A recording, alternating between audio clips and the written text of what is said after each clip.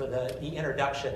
I always, at events like this where a bit of my background is exposed, I think there's a little discordance between the impression that may be created and the reality of who I am. And I think that one of the best reminders for me of kind of keeping things at an appropriate level in that regard happened about 20 years ago when I was in the parenting role, and my youngest daughter was in the car, and we picked up a couple of her friends to go to soccer practice, and there was the introduction of I being her father, and that was followed by some chatter about school, and any of you who are parents, that recognition where all of a sudden you become kind of an inanimate object there in the front of the car, and it's almost like you don't exist. And so the conversation turned to careers, and the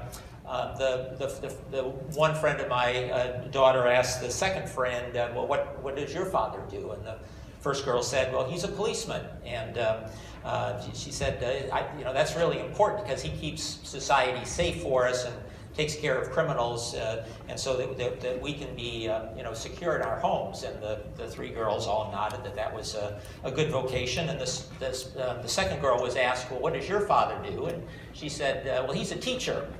And said he teaches kids how to read and do math problems and makes our schools better. And again, there was a consensus that this was a very valuable profession that he was engaged in. And so the conversation turned to my daughter, and she was asked, what does your father do? And my daughter said, well, he's a pediatric surgeon. And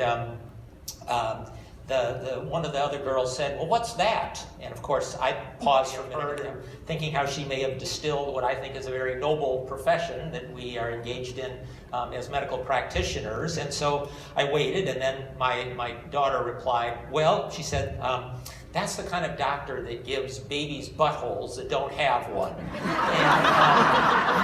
I, at that point, was kind of put in my place and realized that maybe her older sister and brother had contributed to some degree to that response. I'm not sure.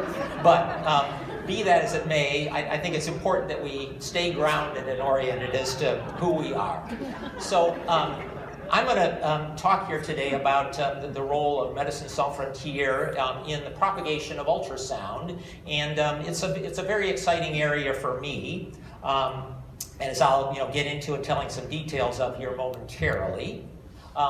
In the way of disclosures, I serve as the president of the board of directors for Doctors Without Borders USA, and I also regularly work in the field for MSF, or Doctors Without Borders, as a pediatric surgeon. And in fact, I just got back from Liberia just a little over a month ago, spent 6 weeks there. And for both of those roles, I do receive compensation, so I think it's important that be upfront. I'm also on the board of directors for Doctors Without Borders in France, for which I'm not compensated. And then as a last sort of introductory piece, Doctors Without Borders is the same as Médecins Sans Frontières, which is the same as MSF. So it's usually the shorthand of referring to our organization as MSF is easier and quicker for me, and that's what I'll tend to use then. So, and then as a bit of acknowledgement, it was, again, quite an honor to be able to present before this group, and my own familiarity with ultrasound started, and Brian mentioned this in the introduction, actually in 1981. I was working on the Navajo Indian Reservation as a general medical officer, and our hospital acquired, at the time, an ultrasound machine. And I was the one who was kind of designated to be the trainee to become familiar with this, what was at that point very new technology.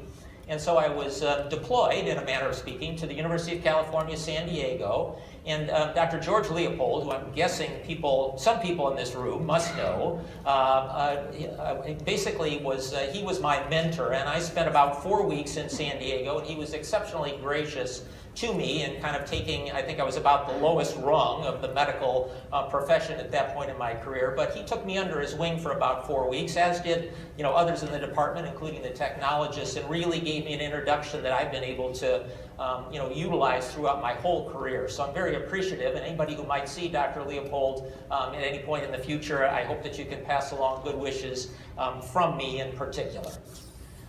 So talking about our role in ultrasound, I think it's important to provide a little bit of introduction as to what MSF is in particular. So we are a an NGO or a non-governmental organization that provides medical relief, and we focus in populations that are in distress, and whether that's from being as a result of being victims of war, of diseases or epidemics, natural or man-made disasters, and we do so without any regard to the race, religion, or political affiliations of the populations that we serve. So we are a neutral organization, we are independent, and basically our doors of our facilities are welcome to any patients who should seek care with us, and our services additionally are free of charge. In terms of the scope of the work that we do and kind of the breadth of it as well, it really is, I think, a very diverse organization is the way that I would phrase it. So as you can see in the slide there, almost 10 million outpatient consultations that we did in 2016, treat many cases of malaria, vaccination programs that are important, including measles, about 250,000 deliveries that we do overall as an organization. And from a surgical standpoint, which is what I know best, right around 100,000 procedures per year.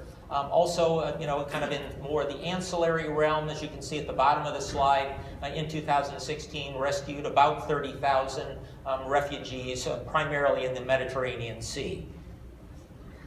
In terms of the staff working with us, at any given, at any time, it's in the range of about 42 to 43,000 people that we employ in the organization. The vast majority of those are people based in the countries where our projects are located. So it's only about 4,000 of us who actually travel internationally to work with the organization. And the nationalities, about 120 different nationalities that are represented in our organization, working in, presently it's right about 70 countries. And the total number of projects that we have, or project sites, right around the 460 to 470 range. Where are we located specifically? And the bulk of our projects, as you can see in the slide, are in Africa, primarily in sub-Saharan Africa, so a little bit more than half are localized there, increasingly because of our focus in areas of violence.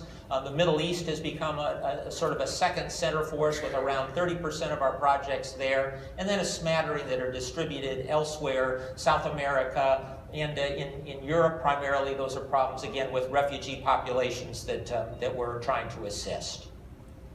So what about the role of ultrasound within MSF? And it has been present. My own history goes back about 10 years. So when I first went into the field, I saw the very first project I worked in an ultrasound machine. So this isn't a new technology in many ways for us, but the history, I think, has very much been more a sort of episodic exposure to the utilization of ultrasound rather than having a more coherent plan. And presently, it's estimated that about 15% of our projects have ultrasound machines. Sonosite happens to be the brand that we focused on, and partly because of its durability and the fact that many of our projects are in pretty, austere locations.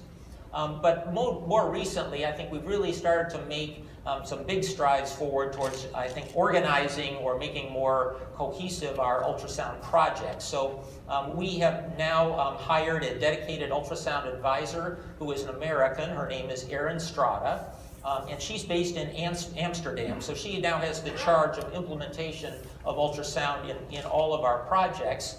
And in addition, there's been a couple of American physicians as well who've been very instrumental in trying to get implementation of ultrasound in a more coordinated fashion in the field, but that's really only started very recently. So in the last 6 to 12 months that we've in earnest been getting these ultrasound programs in place.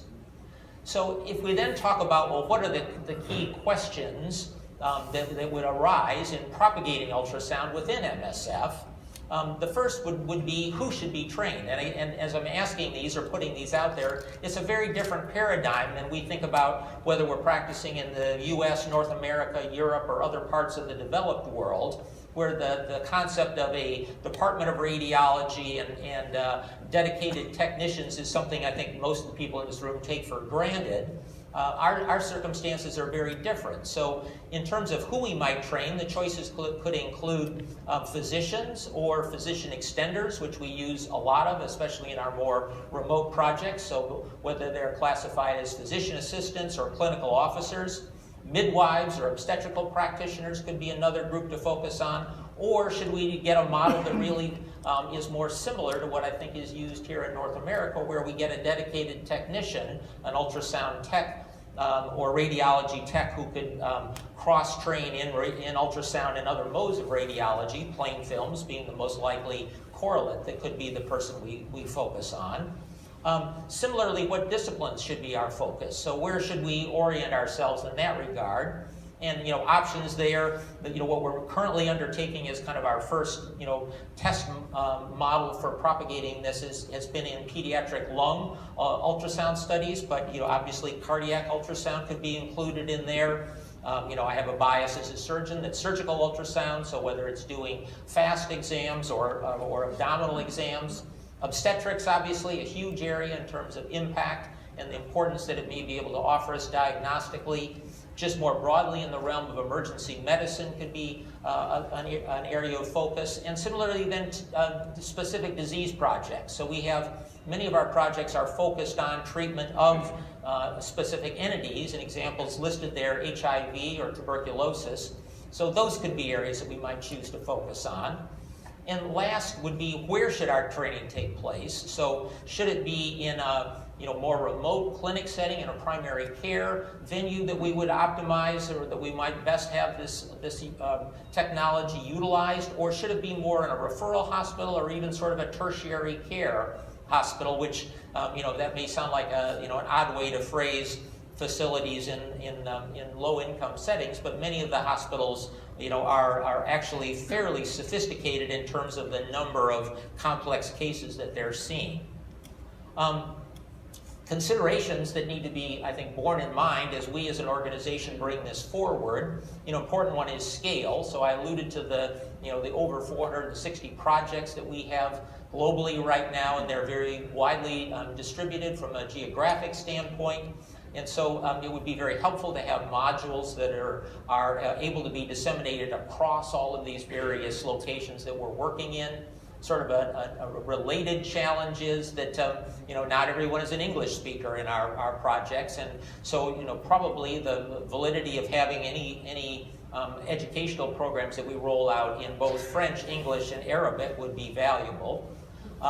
Support is something that actually, I think, versus a lot of organizations working globally, we really have as a strength. And so the ability to have an organized system of purchasing and also maintaining equipment is something that we really view as an organizational advantage in the sort of work that we do. And so the presence of a biomedical technician is something that a lot of organizations working in low-income settings don't take for granted, but for us, we do have them available, and they are some of our most valuable members of our team.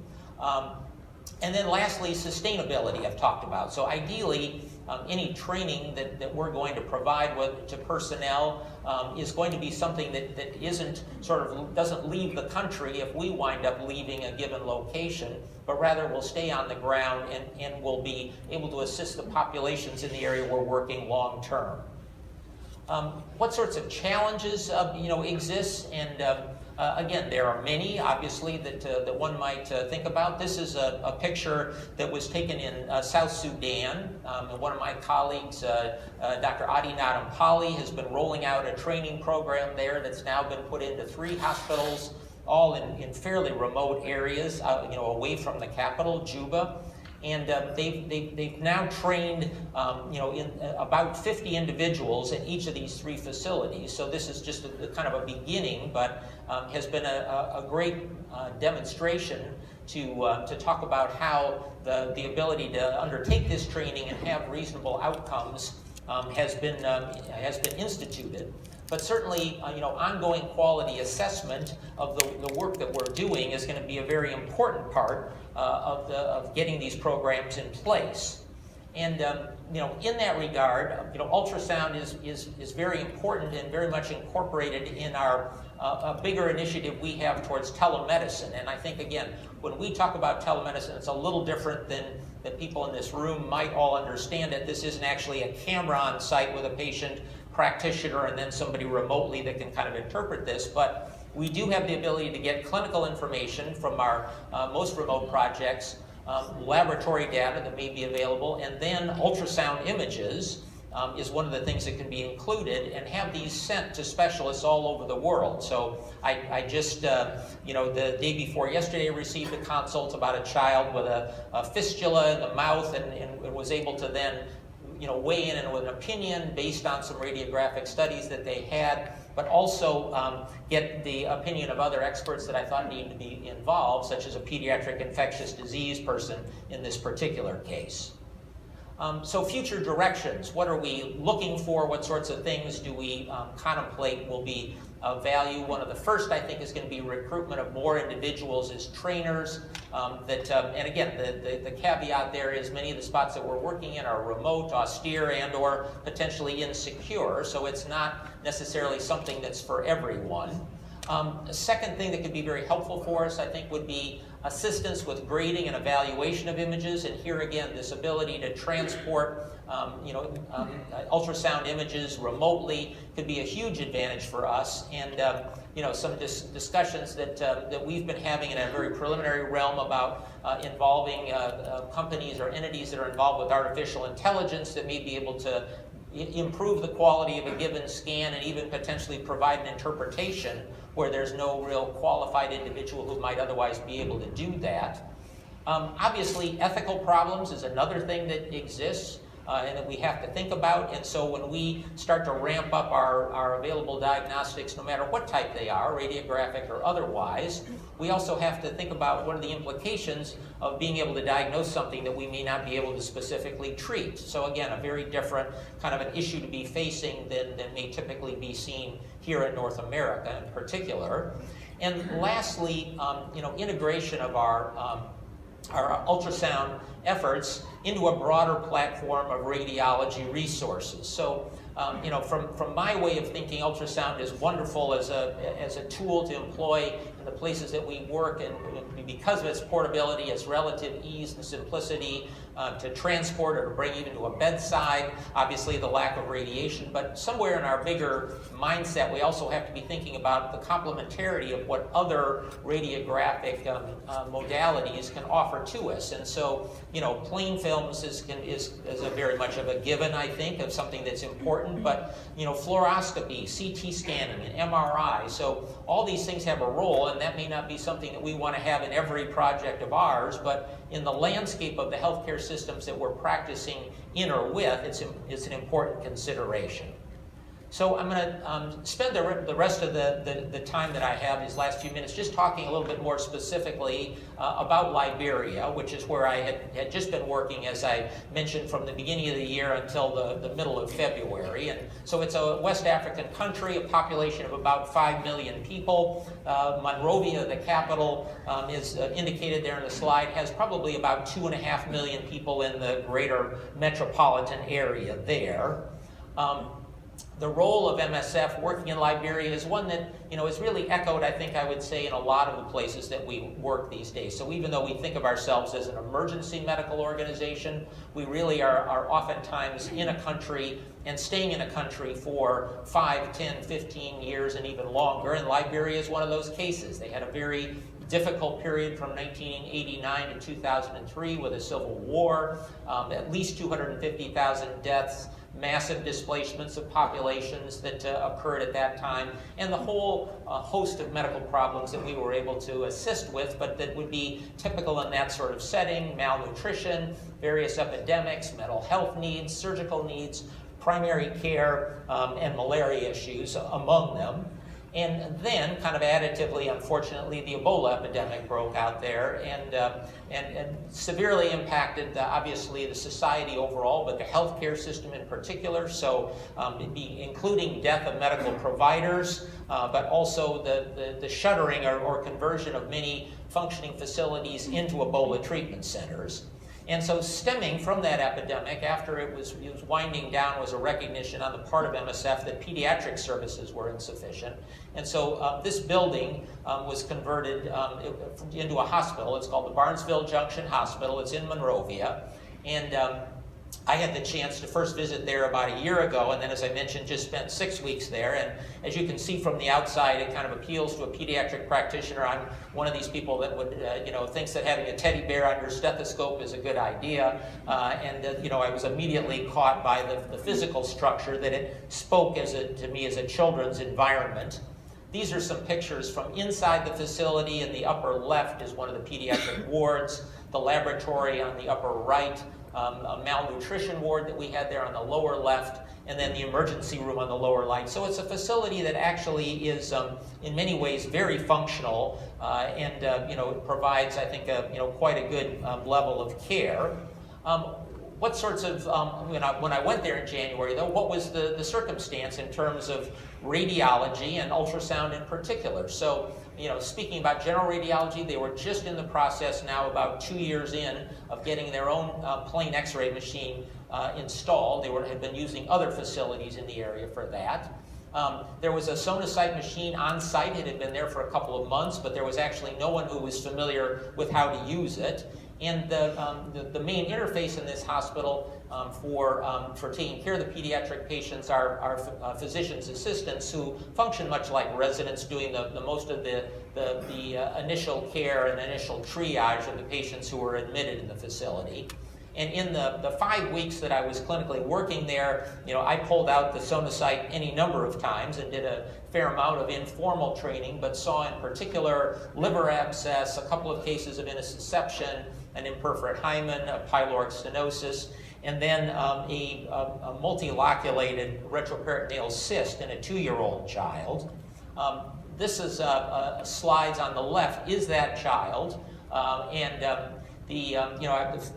by having the availability of ultrasound and feeling confident that this was something that had the potential to be surgically resected, I went ahead with the person who was sort of replacing me. So there were 2 of us there as pediatric surgeons, and we were able to resect. It was about a 5-kilogram cyst from a 12-kilogram child, and I think to say that it was a life-changing experience would be for both the patient and their family, but also for me, isn't an exaggeration. On the right is sort of just to remind you of the other issue, or the bigger radiology landscape. This was a 4-year-old girl who'd ingested lye on the day before Christmas, and basically it had a very severe stricture in her esophagus form.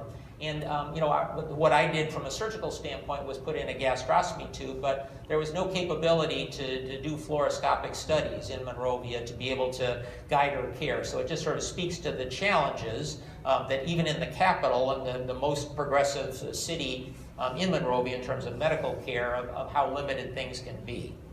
So, from conclusions, our utilization of ultrasound is currently being professionalized, is the way I would phrase it, with the presence of a dedicated advisor embedded in our diagnostic group. The value and utility of ultrasound in the places that we work is, I think, very justified and apparent, and it's going to add to our ability to improve our diagnostic ability, and in particular the quality of the care that we provide overall. And collectively, the experiences of many people, including, I'm sure, many of the people in this room who have been involved in implementing ultrasound in low-income or low-resource settings, is something that I think we should be working collaboratively on to try to optimize what we can do collectively for getting this technology to people in need of improved radiographic services. So finally, I just wanted to put a slide up here for anybody in the audience who may have a particular interest in getting involved with trying to integrate ultrasound services with our organization. Erin Strada, as I mentioned, is the ultrasound advisor, and she would be happy to receive emails from anyone. I guess she gets quite a few emails from the outside, so she's asked that if anybody who does contact her use the AIUM POCUS as the heading, and her address is listed there. And I then want to say thank you very much for your attention and for your presence here and collective support that all of you have given to ultrasound. I think it's incredibly valuable for the work that we do. So. Thank you so much.